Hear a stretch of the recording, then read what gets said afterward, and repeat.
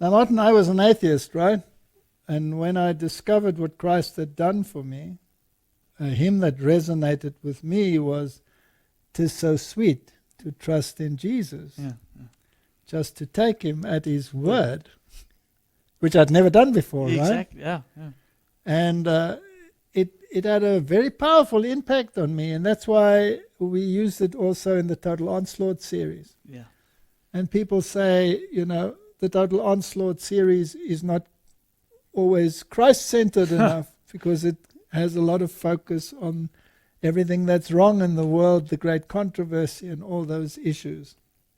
Why would I choose that theme song if it's not Christ-centered? Because once you've got rid of the garbage, all that's left is Christ. That's it. And that's to show all the deceptions taking you away from Christ. So it is Christ-centered because all of that is to, like you said, take away the smokescreen, get you back to where he is. Get you back to Christ. 'Tis so sweet to trust in Jesus.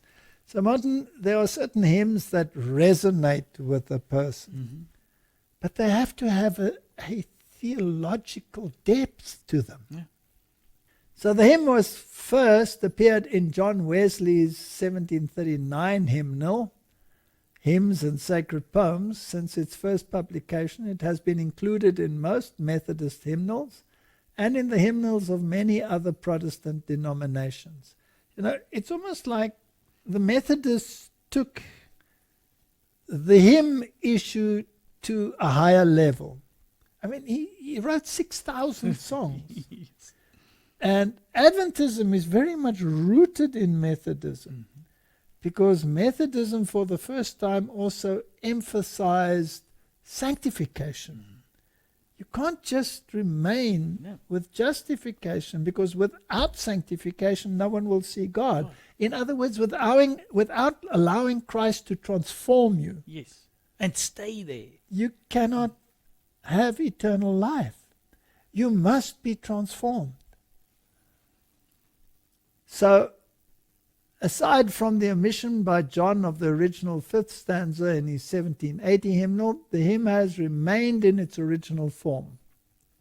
This missing stanza speaks of personal assurance of salvation. Perhaps Wesley omitted it because of its overly personal tone and its relatively small contribution to the overall theme and structure of the hymn. Its personal character may be most appropriate in some more evangelical settings, but it is of little consequence to the general worshipping community. Now, whether it is in or not, if it doesn't change it, that's fair enough. I would prefer them to be in. So Martin, would you agree with me that to a very large extent we have lost the importance of hymns? You know where I see that is when you go into a church and they sing hymns, and like you said, it's everybody's actually Half irritated. dead. Yeah. Half dead.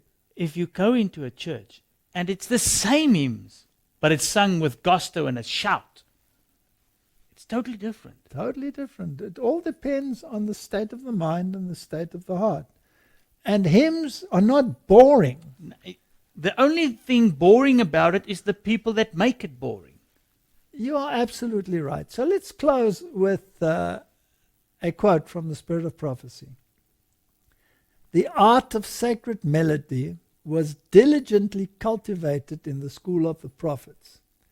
No frivolous waltz was heard, no flippant song that should extol man and divert attention from God, but sacred, solemn psalms of praise to the Creator, exalting his name and recounting his wondrous works.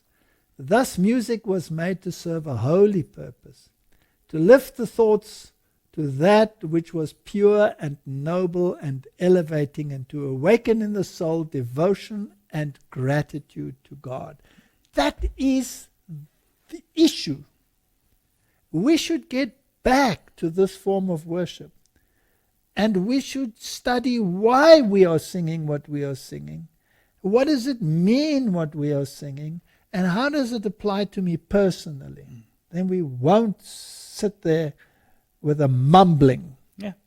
And what happens when you get into a church and before the sermons and everything starts, you got opening worship, song worship, and everybody is singing.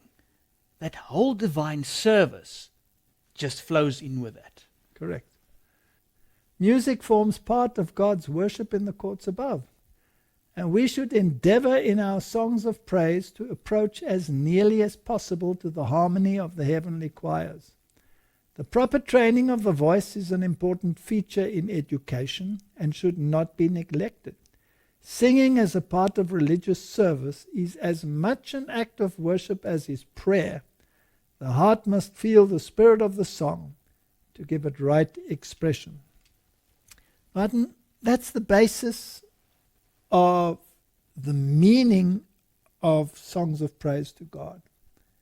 And if we can rediscover this, what a difference it will make. Well, in the past 7 years, this whole thing about music has really transformed in my life. And I must tell you that once you allow God to change what you perceive to be correct and what He actually wants to be correct in sacred music, a whole world opens up in that milieu. Correct.